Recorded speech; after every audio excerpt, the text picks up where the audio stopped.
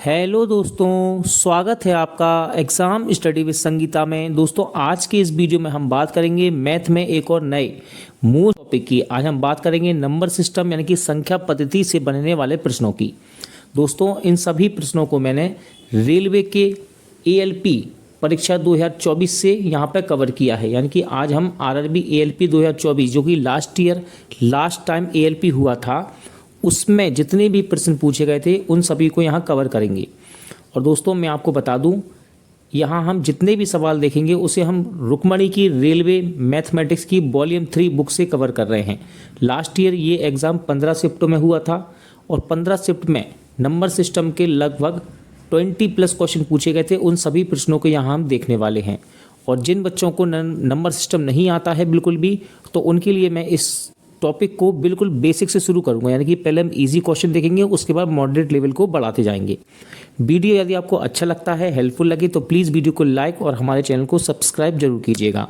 तो चलिए स्टार्ट करते हैं। Question number 1, RRB ALP CBT 1 25/11/2024 की फर्स्ट शिफ्ट में क्वेश्चन पूछा गया था। दो संख्याओं का योग 36 है। एक संख्या का 5 गुना दूसरी संख्या के 4 गुने के बराबर है। दोनों संख्या में से बड़ी कौन सी है? देखो, ये पहली संख्या हो गई और ये दूसरी। ठीक है, कह रहा है एक संख्या का 5 गुना यानी कि इसका 5 गुना, दूसरी संख्या यानी कि बी का 4 गुना, बी के 4 गुने के बराबर है। ठीक है, जब भी ये कंडीशन है बराबर वाली और इनको अनुपात में लिखना हो तो नियम क्या कहता है? अपोजिट वाली ले लो। तो ए का मान लेंगे 4 और पी का मान लेंगे ये वाला 5, अपोजिट वाला। ठीक है, यहाँ लगा दो x, और नहीं भी लगाएंगे तब भी ये आंसर इसका आ जाएगा। देखो, x लगा दिया, दोनों संख्या मिल गई मुझे अनुपात में। दोनों का योग 36 है तो इसका योग कर दो। कितना हो गया? 4 और 5 9 बराबर 36 के। ठीक है, ये कट गया इससे, x बराबर 4। कहता है दोनों में से बड़ी संख्या कौन सी है? तो देखो, बड़ी संख्या ये 4x है, ये 5x है, तो बड़ी संख्या तो यही हो गई। कौन सी बड़ी संख्या? हो गई 5x। तो इस 4 को यहां रखेंगे x में तो गुणा हो जाएगा 4 पंजे 20। तो राइट आंसर क्या है? 20। क्वेश्चन नंबर 2, 60 और 90 के बीच की सभी अभाज्य संख्याओं का योग बताइए। देखो, अब यहां पे कोई ट्रिक लगाने की कोशिश मत करना। सबसे पहले सीखो अभाज्य संख्या क्या होती है। अभाज्य संख्या वह है जो स्वयं के पहाड़े से कटे, स्वयं के पहाड़े से कटे। उदाहरण के लिए 2, प्रथम आभाज्य संख्या 2 होती है, याद रखना 2। 3, 4 नहीं होती, 4 2 से कट गई। 5, 6 नहीं होती, 6 2 से कट गई, 3 से कट गई और 6 से भी। 7 होती है। इस प्रकार से, लेकिन हमको निकालनी है 60 से 90 के बीच में। तो देखो दोस्तों, स्पीड का काम है। देखो, 60 के बाद क्या आएगा? 61। 61 किसी पहाड़े में नहीं आता, तो सबसे पहली आभाज्य संख्या 61। 62, देखो जैसे मैं बोल रहा हूँ ऐसे बोलोगे, जल्दी कर लोगे। 62 2 से कट गई।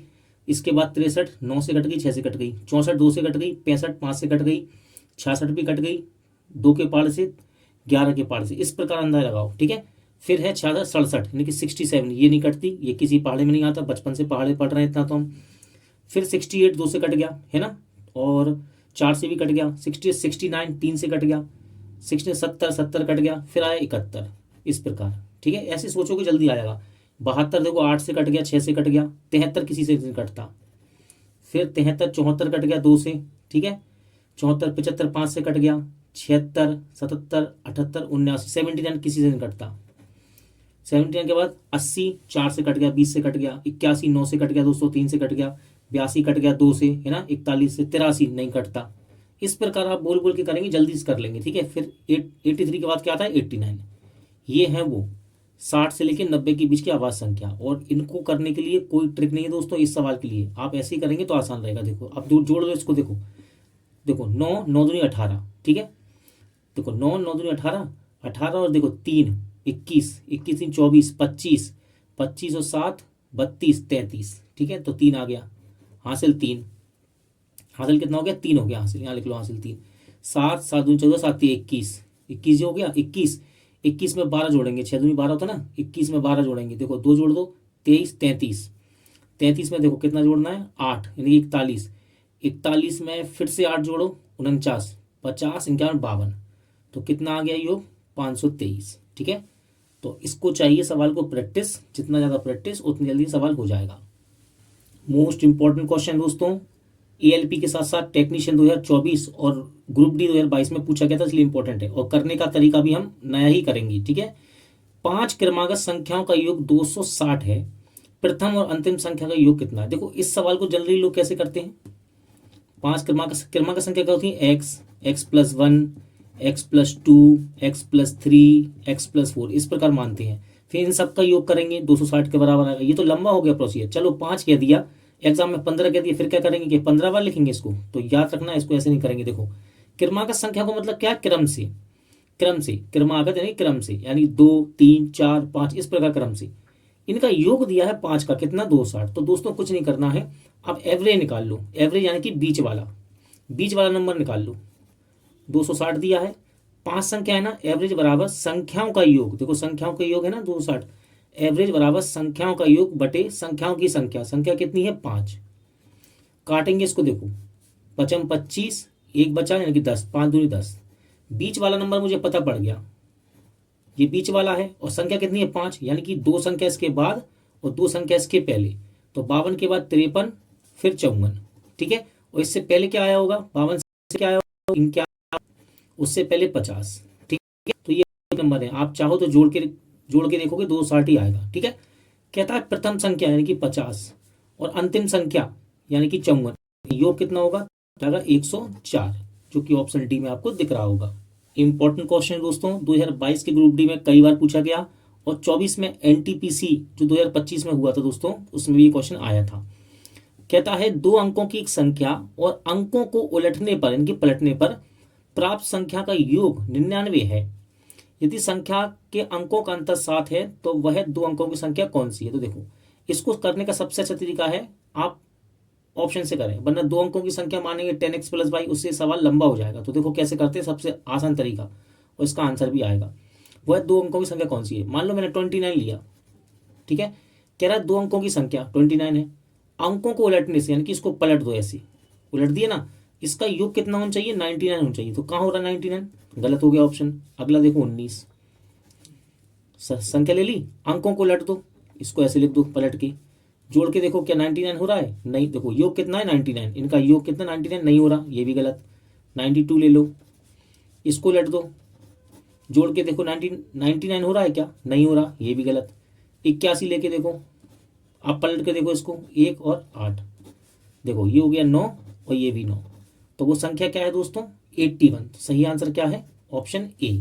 आरआरबी एएलपी सीबीटी में एक क्वेश्चन पूछा गया, एक बार इसको कर लो, दोबारा आपको करने की आवश्यकता नहीं पड़ेगी, आप डायरेक्ट आंसर लगा दोगे। क्यों? एक बार सीख लोगे ना तो एग्जाम में आएगा, देख कर ही कर लोगे। कैसे? x - y गुणे x y plus y - z plus y plus z plus z - x गुणे z प्लस एक्स। ध्यान से देखा जाए दोस्तों तो ये क्या लिखा हुआ है? ये लिखा हुआ है दोस्तों एक बार माइनस में और एक बार प्लस में, यही तो लिखा है। यानी कि a² - b² है ये। a² - b² क्या होता है?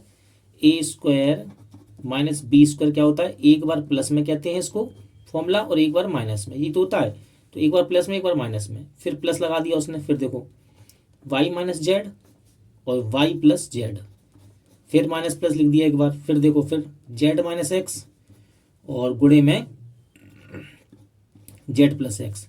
तो इसको हम लिख सकते हैं a² - b², यानी कि x² माइनस y का स्क्वायर प्लस, इसे लिख सकते हैं y का स्क्वायर माइनस z का स्क्वायर, इसको लिख सकते हैं z का स्क्वायर माइनस x का स्क्वायर, ठीक है। मिसाल लगाई तो मैं, आज मिक्स हो जाएगा वरना, ठीक है।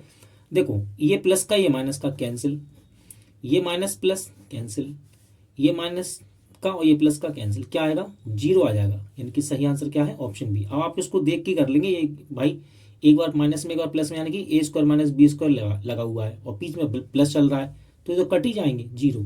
आरआरबी एएलपी सीबीटी में क्वेश्चन पूछा गया, और ये क्वेश्चन टेक्नीशियन में भी था 2024 में, इंपॉर्टेंट है। वह सबसे छोटी प्राकृतिक संख्या क्या है जिसे 1083 से गुणा करने पर पूर्ण वर्ग बन जाए? अब देखो ऐसा मत करना ऑप्शन से उठा के गुणा करने लगे और फिर पूर्ण वर्ग चेक करने लगे, नहीं। सबसे आसान और सबसे सही तरीका बताता हूं। देखो कभी भी संख्या आया उसको लिख लो। अब देखो पीछे 3 है, विषम है, तो 2 से तो कटेगा नहीं ये, ठीक है। इसको काटना शुरू कर दो, आप फैक्टर बना लो, मतलब तो 3 से काट के देखो और कटेगा। देखो 3 × 9, एक बचा यहाँ पे, तो ये 18 हो गया। तीन छंग 18 और तीन एकम 3। अब बिल्कुल क्लियर दिख रहा है दोस्तों, 19 का स्क्वायर होता है 361। तो अब ये 19 से कट रहा है, काट लो 19 से। 19 से कितनी बार कट जाएगा, 19 बार। 19 से 19 बार, और 19 का भाग 19 में देंगे 1। अब यहाँ पे देखो इसके फैक्टर को इस प्रकार लिख लो आप, 3 गुणे 19 गुणे 19। ठीक है, तो ये तो वर्ग बन गया दोस्तों एक तरह से। अब इसमें किसका गुणा करें कि ये भी वर्ग बन जाए, तो आप इसमें किसका गुणा करेंगे, 3 का। तो ये क्या हो जाएगा, 3 त्रिका 9 हो जाएगा, है ना, 3 त्रिका 9 हो जाएगा ये। तो इसका सही आंसर क्या है, 3। ठीक है, और भी होते अगर, जैसे 7 7 आ जाता, तो भाई ये देखो किसकी कमी है, स्क्वायर बनाना है, यानी कि वर्ग वर्ग बनाना है। तो 3 का गुणा करेंगे तो ये होगा 3 त्रिका 9। 19 19 का गुणा करेंगे 361, वर्ग चेक करते हैं तो 3 का गुणा कर दो 9 आ गया, यानी कि सही आंसर क्या है, 3। आरआरबी एएलपी सीबीटी 1 2024 में पूछा गया दोस्तों, बहुत ही अच्छा सवाल है ये। देखने में लग रहा होगा कि हमने तो इसको कई बार करा है, ठीक है, लेकिन इसमें 50% बच्चों ने इस सवाल को स्किप कर दिया था। ठीक है, क्यों किया, देखो उसका कारण अभी आपको पता पड़ जाएगा। अच्छा सवाल है और आप भी इस प्रकार के सवाल में फंस जाते हैं। तो देखो चलो सॉल्व करते हैं, क्या कह रहा है। ऑप्शन में आपको बाद में दिखा दूंगा। देखो क्या कह रहा है, कहता है कि 3 पेंसिल और 5 कलम का मूल्य 101 है, जबकि 5 पेंसिल और 3 कलम का मूल्य 91 है। तो 2 पेंसिल और 2 कलम का मूल्य कितना होगा। तो देखो दोस्तों ध्यान से देखना इसको जरा, क्या कह रहा है, 3 कलम यानी कि 3 मैं कहता हूं पेंसिल, और 5 कलम तो इसको के कहता हूं, इन दोनों का मूल्य कितना है, 101। ठीक है, फिर कहता है 3 कलम कितनी, 5 पेंसिल और 3 कलम, इनका मूल्य कितना है, 91। तो इसको सॉल्व करने के लिए पहले हमें सिंगल निकालना पड़ेगा। तो देखो इसको सॉल्व कैसे करते हैं, एक काम करते हैं, देखो 3 का गुणा यहाँ कर दो और 5 का गुणा यहाँ कर दो। ठीक है, तो ये यहाँ से पेन हटाना है अगर, तो 5 का गुणा यहाँ कर दिया मैंने और 3 का गुणा यहाँ कर दिया। देखो इसका प्रोसेस यही है, देखो 5 तिया 15, 5 25, और इसमें गुणा करेंगे 505। ठीक है, अब 3 का गुणा यहाँ करो, 5 तिया 15, 3 त्रिका 9 और 3 एकम 3 और 3 नाम 27। अब इसके साइन चेंज करेंगे, देखो देखिए अब इसके साइन चेंज करेंगे सॉल्व करने के लिए। ये प्लस का है माइनस, ये प्लस का है माइनस, ये प्लस का है माइनस, प्लस माइनस कैंसिल हो जाएगा। 25 की में से माइनस का 9 की जाएगा, कितना आएगा, 16 की। इसको घटा लो यहाँ से, देखो 273 से 300 तक जाएंगे तो 27, और ये हो गया 205, 205 27 यानी कि 232। आप घटा सकते हैं इसको आराम से। अब देखो दोस्तों ये पूरा पूरा नहीं कट रहा, लेकिन हम जब भी ये सवाल लगाते हैं तो हमको आदत पड़ी है कि भाई इसको पूरा काटो और के का मान निकाल लो, और के का मान किसी भी समीकरण में रख दो। लेकिन ये पूरा कट ही नहीं रहा है, ये पूरा कट ही नहीं रहा। ठीक है, पॉइंट में कट रहा है, और यही बच्चे ने छोड़ दिया। उसको बच्चे को ये लगा कि मैं गलत कर रहा हूँ इसको, इस सवाल को, ये कट ही नहीं रहा पूरा, क्योंकि हमें आदत है कि इसको भाग देते हैं पूरा कट जाता है, के का मान आ जाता है। ठीक है, अब ये एग्जाम में कटा नहीं, तो अब बच्चों ने सोचा जल्दबाजी में कि ये क्वेश्चन गलत है, लेकिन क्वेश्चन को आगे करा ही नहीं। तो हम देखो इसको आगे करेंगे, देखो इसको काटेंगे दोस्तों। हम देखो इसको आप छोटे छोटा कर लो। देखो एक काम करो, इसे काटो आप 4 के पाड़े से, 4 चौके 16। ठीक है, 4 पंजे 20, 3 बचेगा। ठीक है, 3 बचेगा यानी 32 हो जाएगा। तो 4 अट्ठे 32, और फिर कटेगा 2 के पार से 2 बार और 2 के पार से 29 बार, और के तो लगा ही है। तो के का मान क्या आ गया, के का मान आ गया 29/2। ठीक है, के का मान 29/2 आ गया। अब देखो अब इस के को मतलब यानी कि कलम का आ गया, एक कलम कितने का है, 29/2 यानी कि 14.5 रुपये। अब भाग देंगे 14.5 रुपये आ रहा है। ठीक है, अब हम निकालेंगे पेन का, कलम तो निकल आया, अब पेन का निकालेंगे। कोई सा भी समीकरण ले लो, चलो पहला वाला ले लेते हैं, पहला वाला 3p + 5k। सवाल कैलकुलेटिव है और लंबा भी है। ठीक है, चलो इसको यहाँ पे रखो 3p को, के का मान रख दो यहाँ 5 गुणे के का मान कितना है 29/2, 101। ठीक है, अब देखो एक काम करते हैं, इसका गुणा यहाँ पे करेंगे। एक काम करो, इसको उठा के यहाँ ले जाओ बराबर के यहाँ, माइनस का हो जाएगा, गुणा करके वहाँ ले जाएंगे, जिससे एक स्टेप बच जाएगा। 3p बराबर 101 माइनस, ठीक है देखो माइनस का आएगा, इसको वहां ले जा रहा हूं मैं और गुणा कर रहा हूं। देखो 5 नाम 45 हासिल 4, 5 दूनी 10 और 4 145/2। ठीक है, सॉल्व करेंगे, इसका इसमें गुणा करेंगे, 202 हो गया। 202 में से 145 घटाएंगे हम। ठीक है, 202 में से 145 घटाएंगे, ये हो गया 202, 145 घटाएंगे कितना आ गया 57 आ जाएगा, ये 57/2 3p। ठीक है, देखो अब जरा इसको चेक करते हैं। देखो हम पी का मान निकाल लेंगे। देखो 1 मिनट दोस्तों, 3p बराबर ये हो गया। हाँ, इस p का गुणा आप नीचे कर सकते हैं यहाँ पे, सॉरी 3 का गुणा। तो एक p का वैल्यू कितनी आ गई पेन की, 57/6 आ गई। अब मेरे पास कलम का मूल्य भी है, एक कलम का और एक पेन का। पूछा क्या है उसने, तो यहाँ रखेंगे। अब देखो यहाँ रखूंगा मैं, ठीक है, यहाँ रखता हूँ। कह रहा है 2 पेंसिल। देखो एक पेंसिल कितने की है, 57/6, ठीक है, 57/6 एक पेंसिल। तो 2 पेंसिल कितने की हो गई, गुणा कर दो, प्लस दोनों का मूल संग में पूछ रहा है, कुल मूल। 2 कलम, एक कलम कितने की है, 29/2। तो 2 कलम कितने की हो गई, 2 का गुणा कर दिया मैंने। देखो ये कैंसिल हो गया एक बार, ये इससे कटेगा, देखो ध्यान से, 2×3=6, ठीक है, और 3 से कट जाएगा, 3 एकम 3 नाम 27। तो 29 और 19 को जोड़ना है केवल, 19 और 29 को। तो देखो 9 दूनी 18, हासिल 1 और ये 3 4, यानी दोनों का कुल मूल्य कितना हो जाएगा दोस्तों, 48 रुपये। आप इसका स्क्रीनशॉट कर सकते हैं, मैं आपको ऑप्शन दिखाता हूँ, ये रहा 48 रुपये।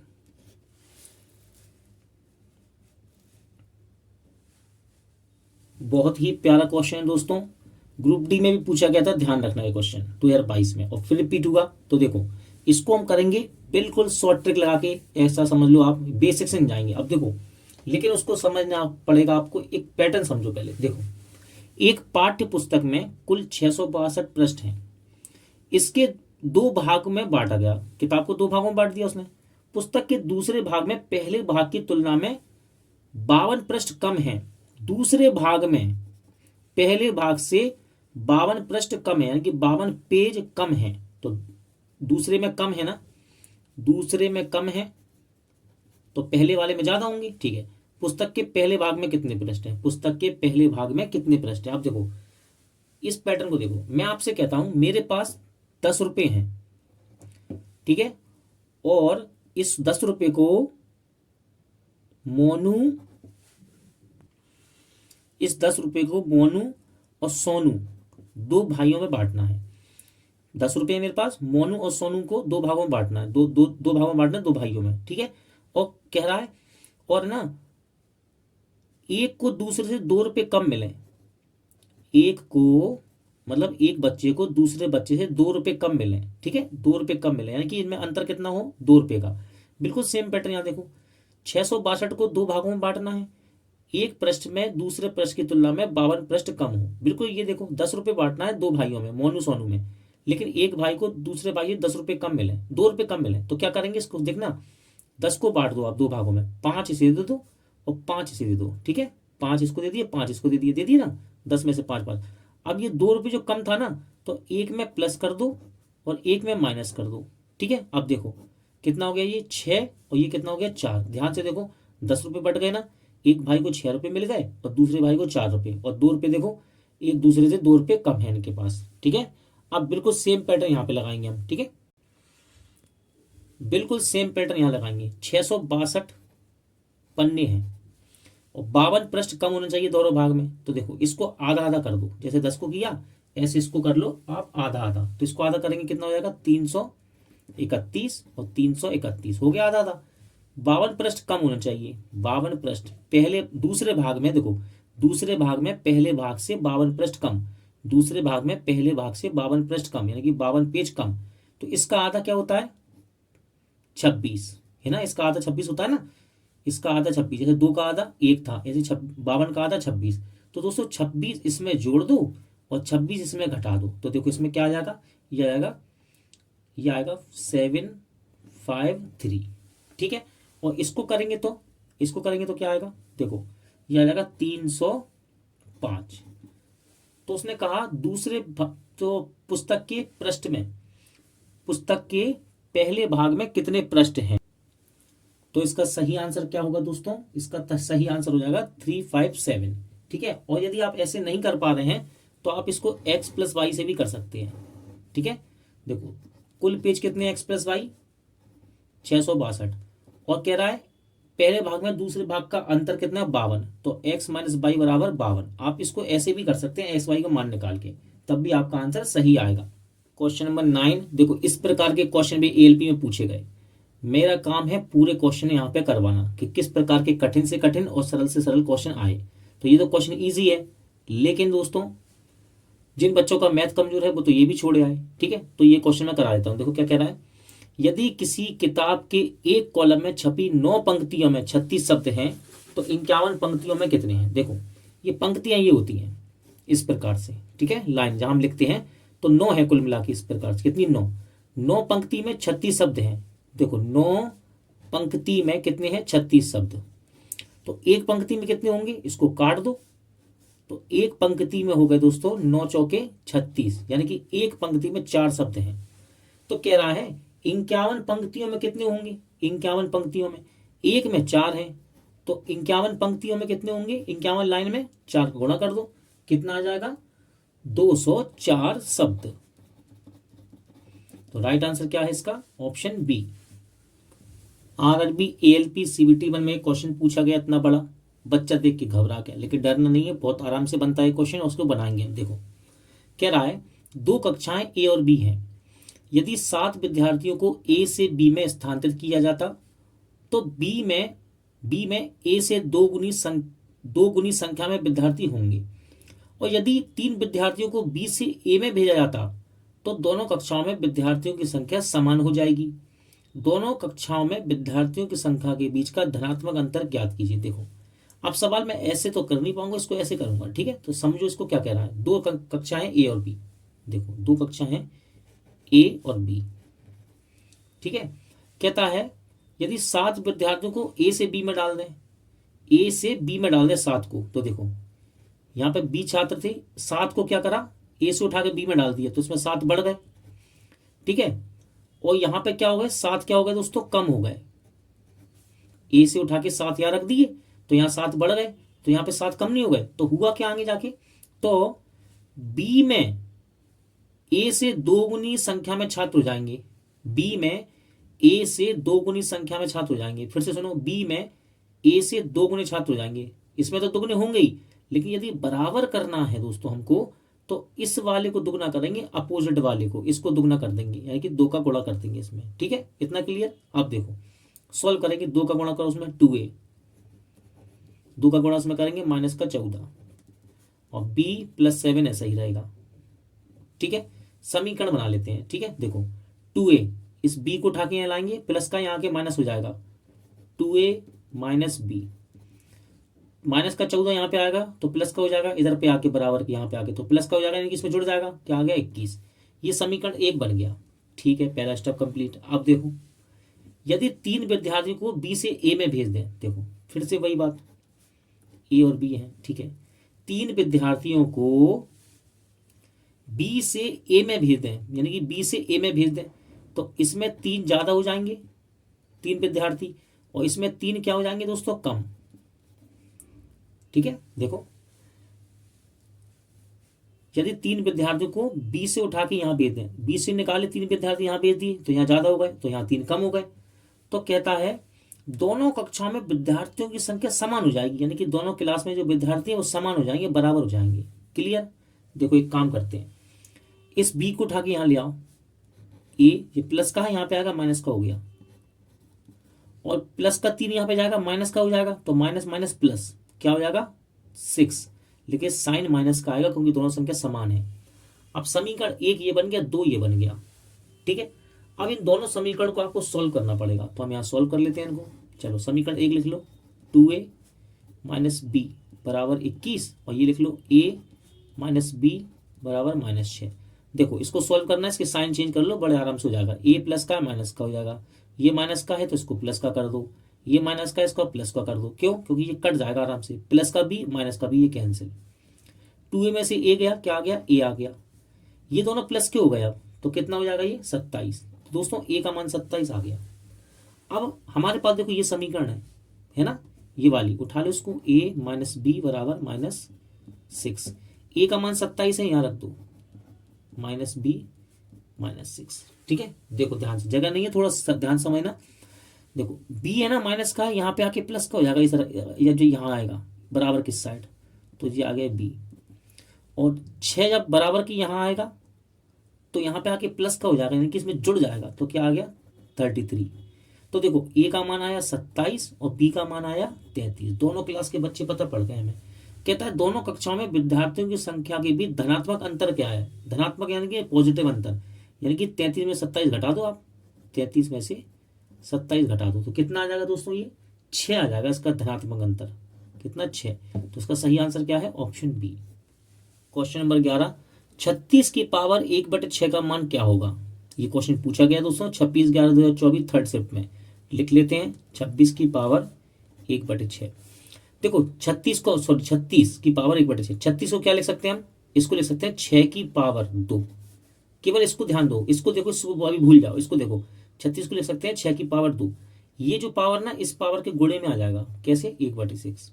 ठीक है, तो ये आपस में कैंसिल हो सकते हैं, ये कट जाएगा, 2 एकम 2 और 2 तिया 6। तो हम इसको लिख देंगे 6 की पावर 1/3। तो राइट आंसर क्या हो जाएगा, option B. Question number 12 most important question है। ALP 2024 और टेक्नीशियन साथ ही साथ जेई में भी ये क्वेश्चन रिपीट हुआ है। ठीक है, अब देखो कह रहा है 50 से छोटी आभाज्य संख्या की कुल संख्या कितनी है। तो देखो दोस्तों, आभाज्य संख्या क्या होती है, जो अपने पहाड़े से कटे दूसरे पहाड़े से ना कटे। जैसे कि प्रथम आभाज्य संख्या 2 है, ठीक है, 3, 4 नहीं होती क्योंकि 4 2 से कटती है और 4 से भी, फिर 5 आ गई, 6 नहीं होती क्योंकि 6 2 से कट गई, 3 से कट गई, इसके बाद 7। इस प्रकार से लेना है हमको। ठीक है, लेकिन 50 से छोटी, अब हम कब तक दोस्तों एग्जाम में 50 बोल देगा या बोल देगा 100, बताओ, 1 से लेके 100 तक, है ना, 1 से लेके 200 तक। तो याद रखना, इसका सबसे अच्छा तरीका है, इसको याद कर लो दोस्तों आप। तो मैं आपको लिख देता हूं, देखो 1 से 50 तक आपसे अगर पूछे आभाज्य संख्या कुल, तो ये होती है 15। कितनी होती है, 15। इसको याद कर लो। तो उसका सही आंसर क्या है, ऑप्शन बी। ठीक है, 15। अगर वो कहते 1 से 100 तक बता दो आभाज्य संख्या, तो वो होती है कितनी, 25। ठीक है, 1 से 200 तक, इसको बार बार आप देखोगे क्योंकि क्वेश्चन इतना ज़्यादा है, इतना ज़्यादा एग्जाम में पूछा जाता है, रिपीट होता है, तो आपको याद हो जाएंगे ये। तो 1 से 200 तक कितनी होती है, 46। और 1 से यदि 1000 तक कह दे तो ये होती है 168। या आप ऐसा कह दो 7 दिन 24 घंटे 24/7। इसका गुणा करेंगे तो ये निकल के आएगा। ठीक है, इसको आसान है याद करना, यहाँ बच्चा फंस जाता है। तो 1 से 50 तक में 15, 1 से 100 तक में 25, 1 से 200 तक में 46 और 1 से 1000 तक में 168 आभाज्य संख्या होती है।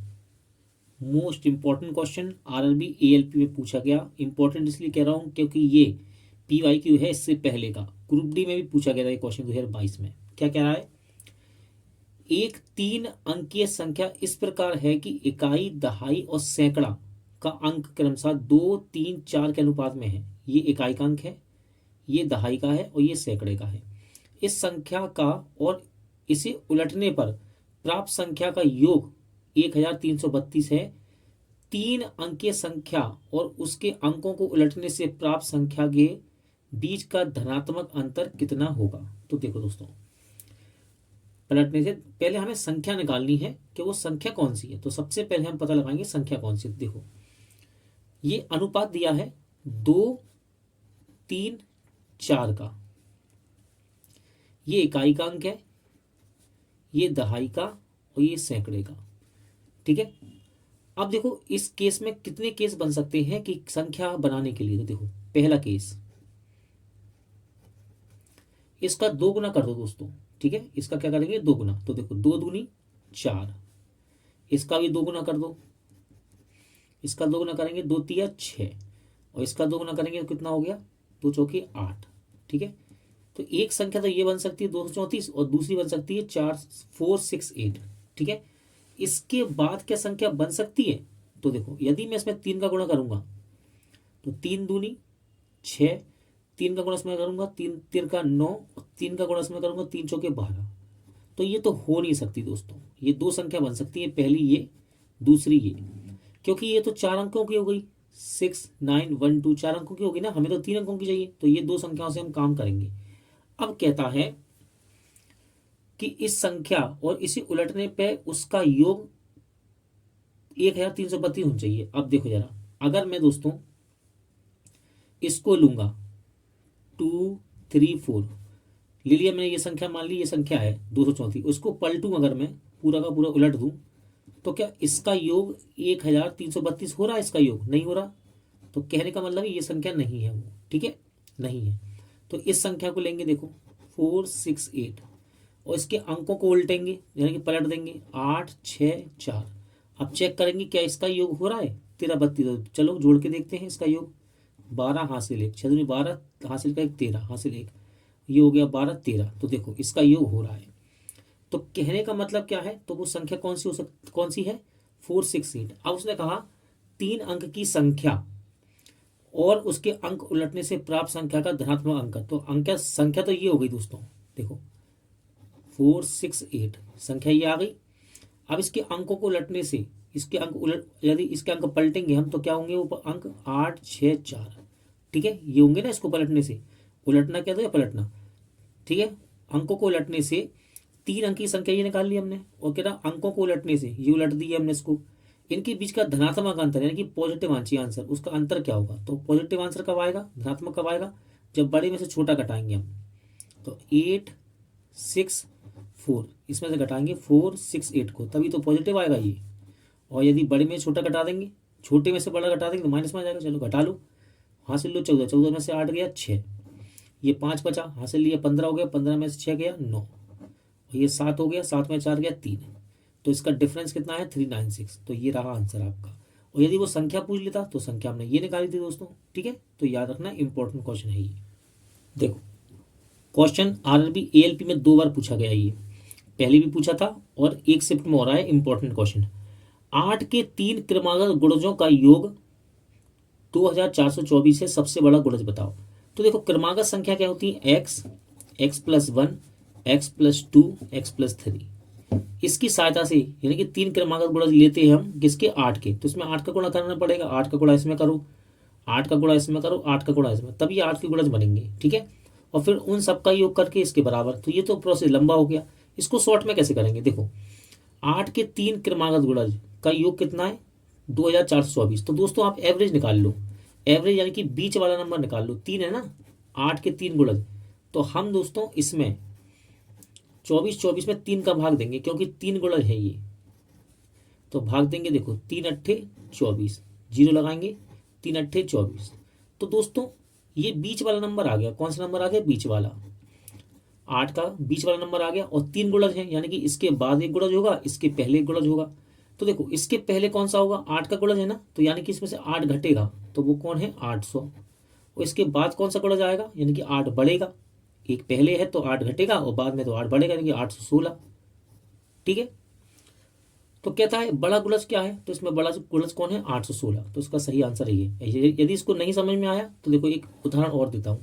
2 के गुणज देखो, 4 के गुणज होते हैं जैसे कि, जैसे मैंने मान लो यहाँ पर 16 लिख दिया, तो इसका अगला गुणज क्या होगा, 4 का गुणज कह रहा हूँ मैं, तो 4 का गुणज क्या होगा 20।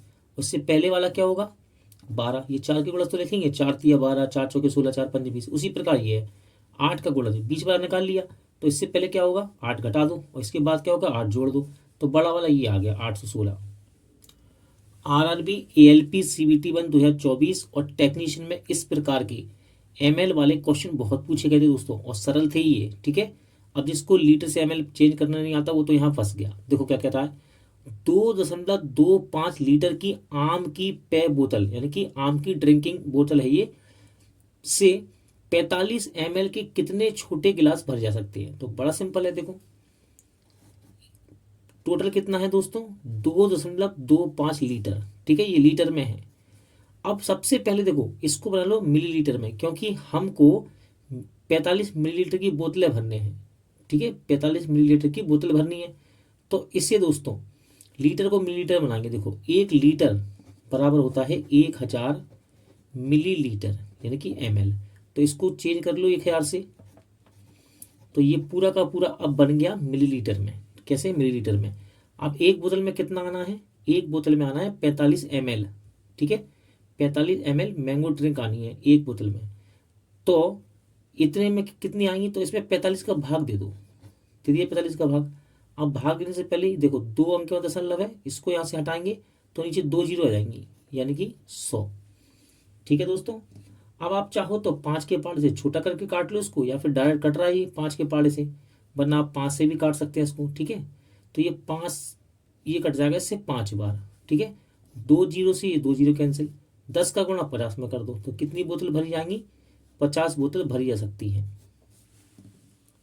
आरआरबी एएलपी सीबीटी में एक क्वेश्चन पूछा गया और देखने में कठिन लग रहा है, लेकिन इसको बनाएंगे बड़े ही आसानी से। क्या कह रहा है, रवि और कुमार एक असाइनमेंट में काम कर रहे हैं। रवि को कंप्यूटर पर 32 पृष्ठ टाइप करने में 6 घंटे लगते हैं, जबकि कुमार को 40 पृष्ठ यानी कि पेज टाइप करने में 5 घंटे लगते हैं। दो अलग अलग कंप्यूटर पे एक साथ मिलकर काम करते हुए 110 पृष्ठों के एक असाइनमेंट को टाइप करने में उन्हें कितना समय लगेगा। तो देखो दोस्तों, यहाँ पूरा खेल है कि क्षमता का, यदि हमें क्षमता पता चल जाए तो इस सवाल को आराम से कर सकते हैं। तो देखो यहाँ पे एक कॉन्सेप्ट लगता है दोस्तों, भले ही सवाल नंबर सिस्टम का है, लेकिन यहाँ पे एमडीएच लगा के हम इसको सॉल्व कर सकते हैं। मनुष्य दिन घंटे बटे में वर्ग, ठीक है, मनुष्य दिन घंटे बटे में वर्ग, जो समय काल का सवाल होता है ना एमडीएच का, उससे कर सकते हैं। देखो तो देखो रवि कर रहा है 32 पृष्ठ। रवि का काम क्या है, 32 पेज टाइप करना, तो काम नीचे आएगा। रवि 32 पेज टाइप कर रहा है और 6 घंटे ले रहा है, घंटे कहाँ थे, ऊपर, समय ऊपर। और जबकि कुमार 40 पृष्ठ पेज करने में, देखो एमडीएच क्या होता है, ये कंडीशन 1 के लिए और बराबर में कंडीशन 2 के लिए एमडीएच 2 बार लिखा जाता है, एमडीएच बटे डब्ल्यू, ये 2 बार, ये पहली के लिए दूसरी के लिए एमडीएच बटे डब्ल्यू। कह रहा है कुमार, जबकि जो दूसरा व्यक्ति है उसका नाम क्या है कुमार, 40 पृष्ठ यानी कि 40 पेज टाइप कर रहा है, उसका काम क्या है 40 पेज टाइप करना, 5 घंटे लेता है। इससे क्षमता निकाल सकते हैं, ठीक है, इसके द्वारा हम क्षमता निकाल सकते हैं, ठीक है। अब आगे उसने कहा दो अलग अलग कंप्यूटर पर साथ मिलकर काम करें, यानी कि बराबर में इसको मैं लिख देता हूं, यदि दोनों मिलकर काम करें, रवि और कुमार दोनों मिलकर काम करें तो 110 पन्ने, 110 पेज, काम क्या है उनका 110 पेज, आदमी ऊपर आते हैं, देखो मैन ऊपर आते हैं और वर्क नीचे, रवि और कुमार मिलके करें तो 110 पेज टाइप करने में कितना समय लगेगा, तो मैं कहता हूं x। अब देखो यहां से पहले देखो इस वाले स्टेप से फर्स्ट स्टेप से हम इनकी क्षमता निकालेंगे, ठीक है। तो देखो एक काम करते हैं, देखो इसको काटते हैं, 4 के पार्ट से ये कट जाएगा दोस्तों, ठीक है। यहाँ पे इसको ऐसे काट लो, देखो 5 अट्ठे 40, 8 चौके 32, ठीक है। और देखो ये 2 से 3 बार और ये 2 से 2 बार, ये 2 क्रॉस गुणा में वहां चला जाएगा के पास, तो ये हो गया 3r बराबर 2k हो गया। अब इनकी क्षमता की बात करूं तो देखो r अनुपात के निकाल लो, तो बराबर जब भी हो और अनुपात में निकालना है, बराबर लगा हो अनुपात में निकालना है तो हमेशा अपोजिट मान लेते हैं, तो r का मान 2 लेंगे और k का मान कितना लेंगे, k का मान लेंगे दोस्तों 3, तो इनकी क्षमता आ गई, ठीक है।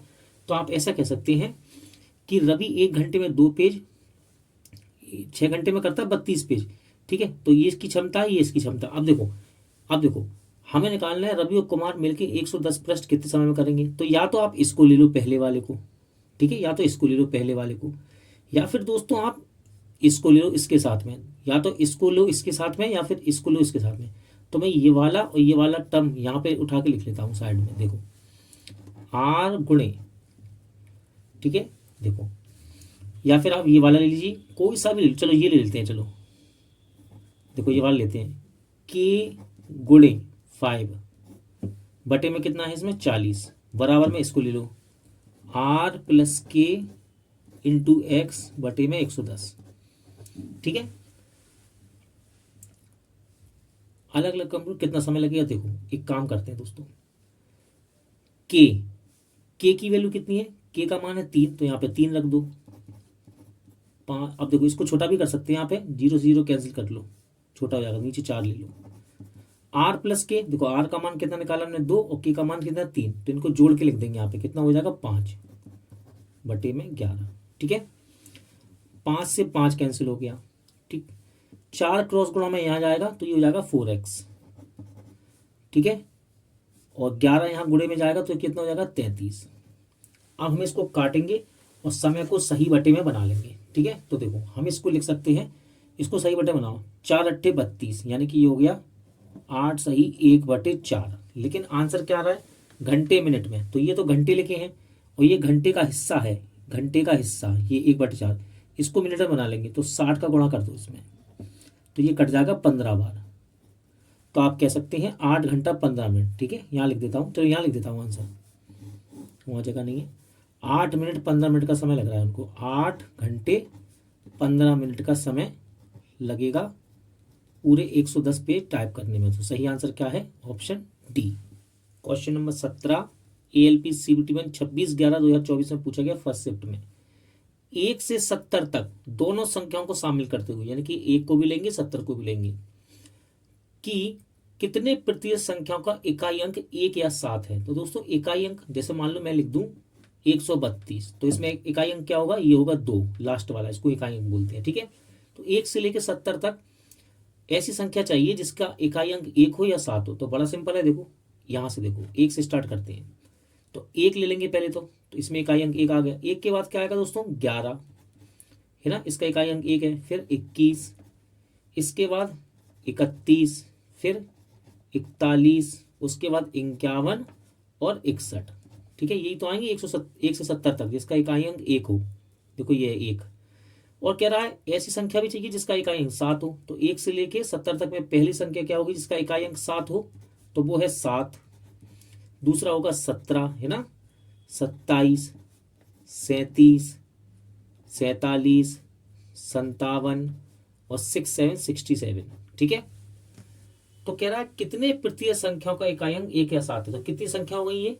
1 2 3 4 5 6 7 8 9 10 11 12 13 14, यानी कि 14 संख्या है। लेकिन पूछ रहा है प्रतिशत में कितने प्रतिशत संख्या है। तो 14 संख्या है, कितने में से? टोटल संख्या कितनी है? 70 है, 1 से लेकर 70, यानी कि टोटल संख्या कितनी है? 70 है। तो नीचे 70 कर देंगे इंटू 100%। ठीक है, ये 0 से 0 कैंसिल, 7 दूनी 14, 2 का गुणा 10 में कर दो, 20% इसका सही आंसर आ जाएगा। ठीक है, 20%। 2 अंकों की संख्या और अंकों को उलटने पर प्राप्त संख्या का योग 99 है। यदि संख्या के अंकों का अंतर, अंकों में 5 का अंतर है, तो 2 अंकों की संख्या कौन सी है? तो देखो अंतर 5 होना चाहिए सबसे पहले। ये देखो, तो देखो इन दोनों का अंतर कितना है? 5। ठीक है, इन दोनों का भी अंतर 5 है, लेकिन इसका अंतर कितना है? 7। तो ये तो हो नहीं सकती। और इसका अंतर कितना है दोस्तों? 5। तो ये हो सकती है। अब हम 3, इसको करने का तरीका क्या है? ऑप्शन से करो, सबसे बेस्ट है। तो देखो मैंने ऑप्शन लिया 27, संख्या मैंने ले ली क्या? 27। कह रहा है 2 अंकों की संख्या क्या है? 27।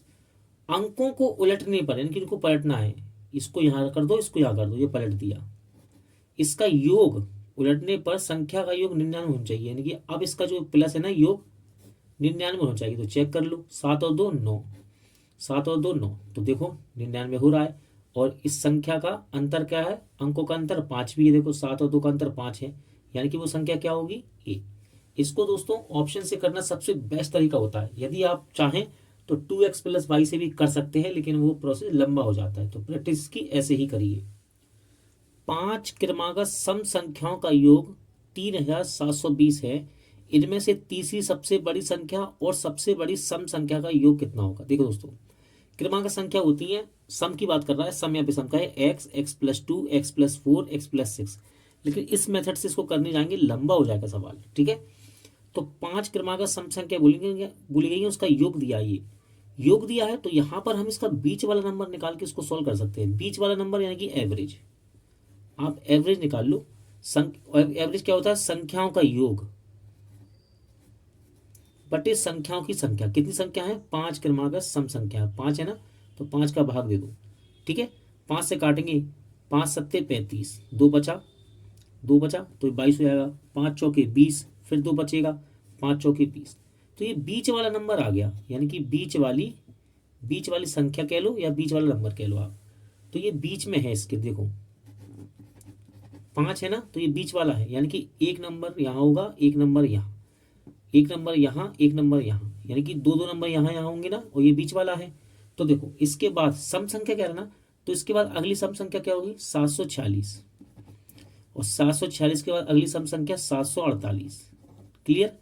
इससे पहले की 2 संख्या सम 742 और उससे पहले की 740, ये हमने निकाली संख्या। कहता है उनमें से तीसरी सबसे बड़ी संख्या, तो देखो तीसरी सबसे बड़ी संख्या तो ये रही। ठीक है, और सबसे बड़ी सम संख्या सम संख्या ये रही।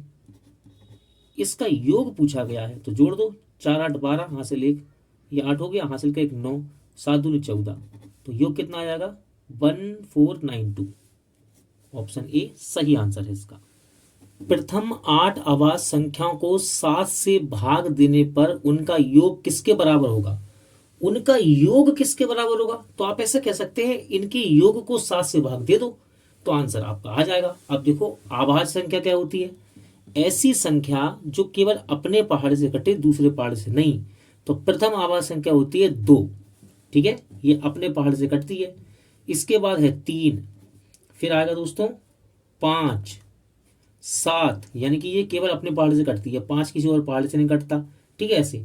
7 के बाद देखो 8 4 से कटता है, 2 से कटता है, 9 3 से कटता है, 10 5 से कटता है, 2 से कटता है, लेकिन 11 नहीं कटता।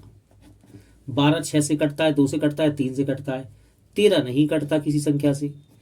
14 कट जाएगा 2 से 7 से, 15 3 से 5 से, 16 2 से 8 से 4 से, 17 नहीं करता। जैसे मैं बोल रहा हूँ ना ऐसे बोलोगे जल्दी निकाल लोगे, ठीक है। इसके बाद 18 कटता है 2 से, 3 से, 9 से, ठीक है।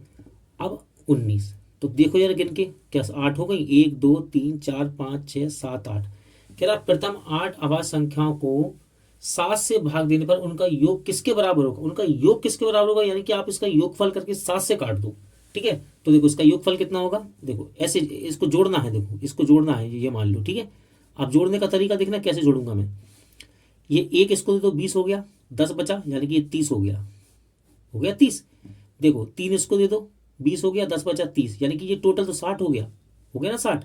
अब देखो यार 60 हो गया, 60 तो हो चुका, यहाँ से लिख लो 5, ये 5 कितना हो गया 10, यानी कि 70, और 7 77, तो इनका योगफल कितना आ गया 77। इसको 7 से भाग दे दो दोस्तों, तो कितना आ जाएगा 11। तो सही आंसर क्या है? Option C. क्वेश्चन नंबर 21, यदि अंश में 2 और हर में 5 जोड़ दें तो भिन्न 1/2 हो जाती है। यदि अंश और हर दोनों में से 2 घटा दिए जाए तो यह भिन्न लिखाइए 1/3 हो जाती है। भिन्न के हर और अंश के बीच में धनात्मक अंतर बताइए। देखिए दोस्तों, यहाँ अंश और हर का अंतर पूछा है, अंतर। अगर यहाँ भिन्न पूछी होती ना तो हम इसको ऑप्शन से कर सकते थे बड़ी आसानी से, ठीक है। तो देखो हम इसको ऑप्शन से तो कर ही नहीं सकते। तो बेसिक इसका क्या है, देखो जरा, एक भिन्न मान ली मैंने, क्या मान ली, देखो ये है, ये भिन्न है हमारी x/y। इसको बोलते हैं ऊपर वाले को अंश और नीचे वाले को हर।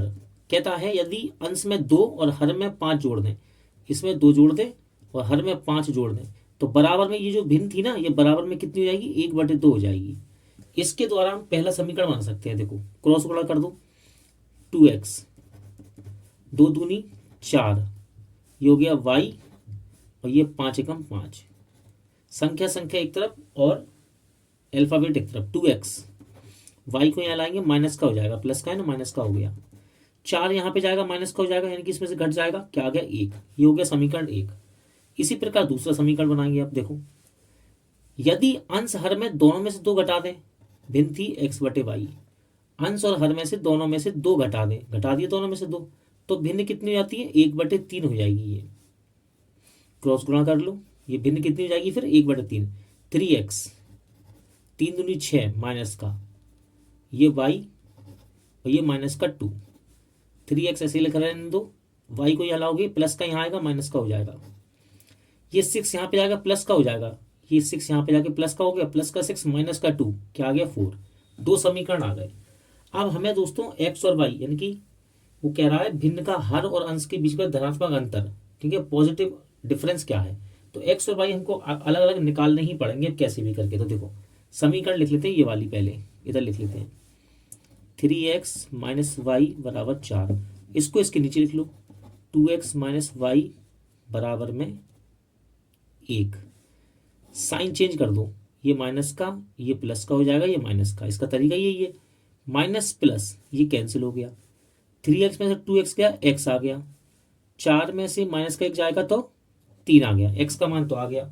अब एक काम करो, इसे किसी भी समीकरण में रख दो, आपका आंसर यानी कि y का मान निकल जाएगा किसी भी समीकरण में, ठीक है, किसी भी समीकरण में आप रख सकते हैं। तो देखो मैं इसको यहाँ रख देता हूँ, x का मान 3 है, यहाँ रख देता हूँ मैं, ठीक है। यहाँ पे देखो, यहाँ पे x का मान रखूंगा, 3 दूनी कितना हो जाएगा 6, यहाँ x का मान रखूंगा 3, यहाँ पे 3 रख दूं तो 3 दूनी 6 हो गया, और माइनस का y = 1।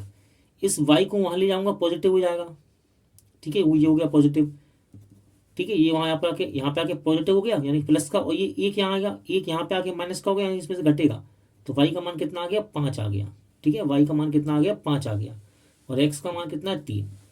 तो देखो भिन्न हमारे पास आ चुकी है 3/5 यानी कि x/y था ना, 3 और 5 आ गया। अब कह रहा है ये देखो अंश और हर का अंतर है, ठीक है, ये अंश है और ये हर है, इसका धनात्मक अंतर कितना होगा, यानी कि 5 में से 3 घटाएंगे तो कितना आएगा, 2 ही तो आएगा। तो सही आंसर क्या है, option B. Question number 22, Umesh ने रुचि से 250 चॉकलेट में से 100 चॉकलेट ले ली। उमेश ने अपनी चॉकलेट का 20% भाग सलका को और 35% भाग मैरी को दे दिया। फिर रुचि ने अपनी बची हुई चॉकलेट का 50% भाग उमेश को दे दिया। उमेश के पास अंत में चॉकलेटों की संख्या क्या है। तो देखो उमेश ने रुचि से 250 चॉकलेट में से 100 चॉकलेट ले ली, तो रुचि के पास कितनी है, रुचि के पास है 250 चॉकलेट, इसमें से 100 चॉकलेट ले ली किसने, उमेश ने ले ली 100 चॉकलेट। तो रुचि के पास शेष कितनी बची, 250 में से 100 ले ली तो इसके पास 150 बची, यानी 150 बची, किस पे, रुचि पे बची है शेष। कहता है उमेश ने अपनी चॉकलेट का 20% भाग सलका को और 35% भाग मैरी को दे दिया, यानी कि कुल मिला के कितना 35 और 20 यानी कि 55% दे दिया। 100 का 55% उसने दे दिया दोस्तों, यानी कि 100 में से 55 दे दी, तो उमेश पे कितनी बची अब, तो उमेश के पास बची है 100 में से 55% यानी कि 55 दे दी, तो उमेश के पास बची है 45 बची है।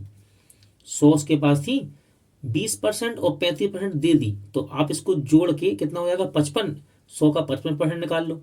तो 100 का 55% क्या होता है, 100 का 55% होता है दोस्तों 55, तो 55 दे दी तो कितनी बची 45 बची, ठीक है। अब आगे कहता है फिर रुचि ने अपनी बची हुई चॉकलेट का 50% उमेश को दे दी, तो रुचि के पास शेष कितनी है 150, इसका 50% यानी कि आधा, 50% करके देख लो, परसेंट आया नीचे 100 आ गया, यानी कि ये कट गया 2 बार और 2 से ये कटेगा 75, तो 75 किसको दे दी वापस, रुचि ने उमेश को दे दी। तो कहता है उमेश के पास अंत में चॉकलेटों की संख्या कितनी है, तो इसको जोड़ देंगे, 5 और 5 10, हासिल एक इसको दे दो 8 हो गया, 8 और 4 12, यानी कि उमेश के पास लास्ट में 120 चॉकलेट बचेंगी। ऑप्शन सी राइट आंसर है। बहुत ही अच्छा क्वेश्चन दोस्तों, ALP 2024 में पूछा गया था। 12 कलमों और 7 पेंसिलों का मूल्य 233 है। यदि एक कलम का मूल्य 1.5 रुपए कम हो जाता है और एक पेंसिल का मूल्य 1 रुपए बढ़ जाता है, तो 2 कलम और 3 पेंसिल का मूल्य कितना हो जाएगा 48।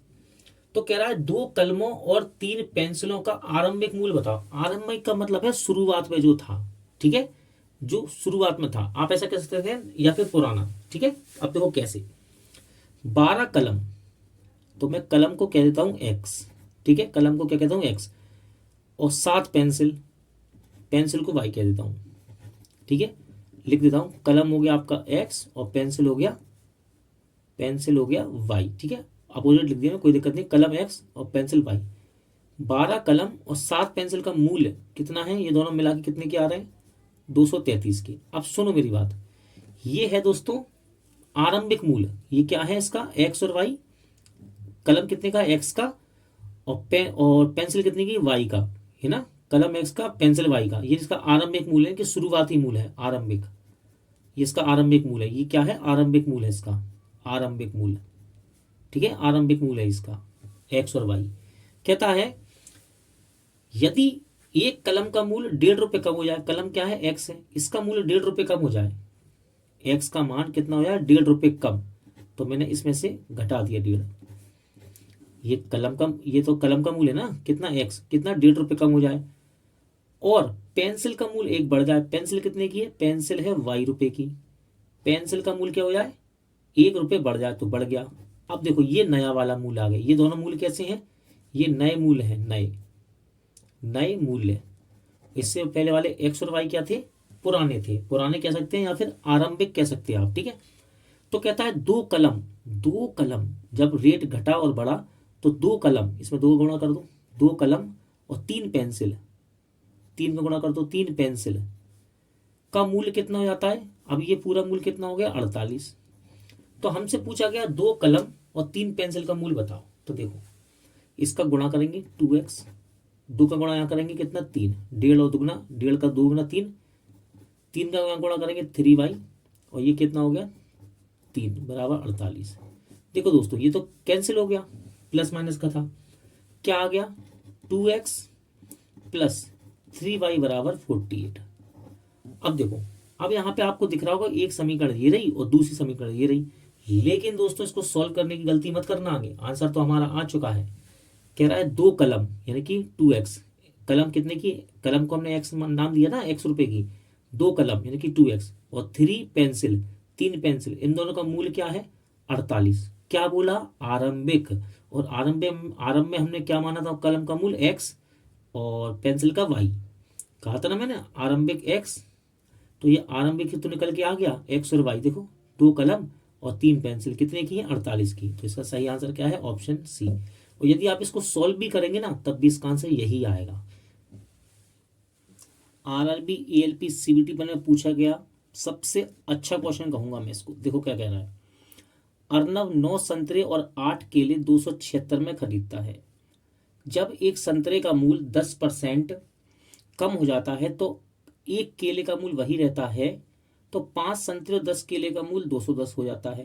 तो 4 संतरे और 3 केले का आरंभिक मूल्य क्या था। तो देखो तो इसको सॉल्व करते हैं, इसको यहाँ मैं लगा लेता हूँ जिससे कि आपको ज़्यादा स्पेस हमें मिल सके। तो देखो क्या कह रहा है, सबसे पहले वो संतरे, तो मैं कह देता हूं संतरा जो है ना, संतरा है x रुपए का और केला है y रुपए का, ठीक है। तो शुरुआत में उसने कहा 9 संतरे, संतरा कितने का x का, तो 9 संतरे यानी कि 9 का गुणा कर दो, और केला कितने का y रुपए का, और इसमें कर दो अब 8 का गुणा, यानी कि 8 केले, 9 संतरे हो गए और 8 केले, इन दोनों का मूल्य मिला के कितना है 276 रुपये, ठीक है। कहता है जब एक संतरे का मूल्य 10% कम हो जाता है, देखो संतरा क्या है x रुपए का है, संतरा x का है ना, इसका मूल्य 10% कम हो गया, 10% कम हो गया यानी कि ये 90% बचा, तो इसका 90% निकाल लेंगे हम, 10% कम हो गया यानी कि 90% बचा, तो x का 90% निकालेंगे, परसेंट हट गया 100 आ गया, 0 से 0 कट गया, तो 9x/10 हो गया। तो कहता है जब इसका मूल्य, संतरे का मूल्य 10% कम हो गया, तो केले का मूल्य वही रहता है, यानी केला कितने का y रुपए का ही है। अब कहता है इसके आगे कहता है, तो देखो एक काम करते हैं इसको सॉल्व कर लेते हैं। अच्छा चलो आगे बढ़ते हैं। तो 5 संतरे, देखो ये संतरे का मूल्य है ना, संतरे का मूल्य है 10% घटने के बाद x का 9/10, ठीक है। तो कहता है कितने 5 संतरे, तो इसमें 5 में गुणा कर दिया, 5 संतरे और 10 केले, तो इसमें कर दिया 10 का गुणा, इन दोनों का मूल्य मिलाकर कितना हो जाता है 210 हो जाता है, ठीक है। चलो देखो ये गुणे का निशान है यहाँ पर, ठीक है, 10 केले और 5 संतरे, संतरे का मूल्य ये रहा, क्योंकि संतरे का मूल्य x था पहले और 10% कम हो गया यानी कि 90 बचा, 5 से कट जाएगा 2 बार, तो ये हो गया x 9x/2, ठीक है। एक काम करते हैं, देखो ये गुणा है, ध्यान रखना x ऐसे लग रहा है गुणा है ये, इसमें 2 ले लेते हैं एलसीएम, 2 और 1 में एलसीएम 2, 2 से 2 कट गया, 2 एकम 2 1, 1 का गुणा यहाँ को कोई फर्क नहीं पड़ता, 9 का गुणा यहाँ कर दो 9x हो गया ये, प्लस इसकी जो 1 है ना, 1 का भाग 2 में देंगे तो 2 बार कटेगा, 2 का गुणा यहाँ कर दो, यानी कि ये हो गया 20/, बराबर में 210। इसका कैची गुणा यहाँ कर देंगे हम, तो ये बन जाएगा समीकरण 9x + 20y बराबर 420। तो ये हो गया समीकरण 1 और ये हो गया समीकरण 2। अब इन दो समीकरणों को सॉल्व करेंगे तब जाके हमारे पास x और y के अलग अलग मान निकलेंगे, यानी कि केले और संतरे का मूल्य, ठीक है। तो चलो ये वाली समीकरण बड़ी है, इसको ऊपर लिख लो, 9x + 20y बराबर 420, और छोटी वाली समीकरण ये रही, इसको नीचे लिख लो, 9x + 8y बराबर 276। ये तो 9 है तो केवल साइन चेंज कर दो, प्लस का माइनस, प्लस का माइनस, प्लस का माइनस, ये प्लस माइनस कैंसिल हो जाएंगे, 20 में से 8 जाएगा y, तो ये आएगा 12y बराबर में, इसको घटाएंगे दोस्तों, देखो घटा लो इसको, 10 में से 6 गया 4, ये 11 बचा, यानी 1 बचा, 1 यहाँ से हासिल लिया 11, 11 में 4 गया 4, और 3 में से 2 गया 1, 144, 12 से ये कट जाएगा कितनी बार 12 बार, तो y का मान कितना आ गया 12, यानी कि केला 12 रुपये का है। अब हमको निकालना है दोस्तों क्या, संतरे का मूल। तो इस समीकरण को लिखते हैं अपन, ये वाली पहली समीकरण 9x प्लस 8, देखो y है ना, y का मान 12 है तो यहाँ सीधा मैं रख दूंगा 12, इसमें ये समीकरण यहाँ लिख ली मैंने, ठीक है, ये वाली समीकरण यहाँ लिख ली मैंने। 9x प्लस 8, y का मान कितना है 12, यहाँ लिख लिया 276। देखो 9x बराबर 276 यहीं रहेगा, इसका गुणा करके बराबर के यहाँ ले जाएंगे, माइनस का हो जाएगा 12 अट्ठे 96, ठीक है, 12 अट्ठे 96। तो 96 को मैंने यहाँ लिख दिया, 96 इसमें यहाँ गया ना, माइनस का हो गया, इसमें से घटेगा, तो ये हो जाएगा आपका 9x बराबर 276 में से 96 घटाएंगे दोस्तों तो 180 आ जाएगा, और 9 से इसको काट देंगे तो x बराबर 9 दूनी 18। तो केला हो गया 20 रुपये का शुरुआत में, और सॉरी संतरा 20 रुपये का, और केला कितने का 12 रुपये का शुरुआत में, यानी कि आरंभ में, ठीक है। कह ना आरंभ में मूल्य बताओ, तो कह रहा 4 संतरे, 4 संतरे, देखो एक संतरा कितने का 20 का, तो 4 संतरे होगा कितने के 80 के, प्लस प्लस 3 केले, 3 केले, एक केला कितने का है, केला है 12 रुपये का, वाई का मान 12 है ना, केला वाई 12 रुपये का, तो 3 कितने हो गए 12 तिया 36, 3 केले 12 तिया 36 रुपये के, इन दोनों को जोड़ देंगे तो कितना, देखो 1 मिनट दोस्तों, ये 20 आया और x का मान आया है 20, तो 20 यहाँ रख दिया मैंने, ठीक है। पूछा क्या है उसने, 4 संतरे, संतरे का है 3 और केले का है, देखो 4 संतरे, 4 संतरे, संतरा 20 रुपये का है तो 80 का हो गया, और 3 केले, 3 केले, केला कितने का 12 का, 12 तिया 36, जोड़ तो उसको 6 और 0 6, 8 3 11, यानी कि इसका राइट आंसर क्या है 116।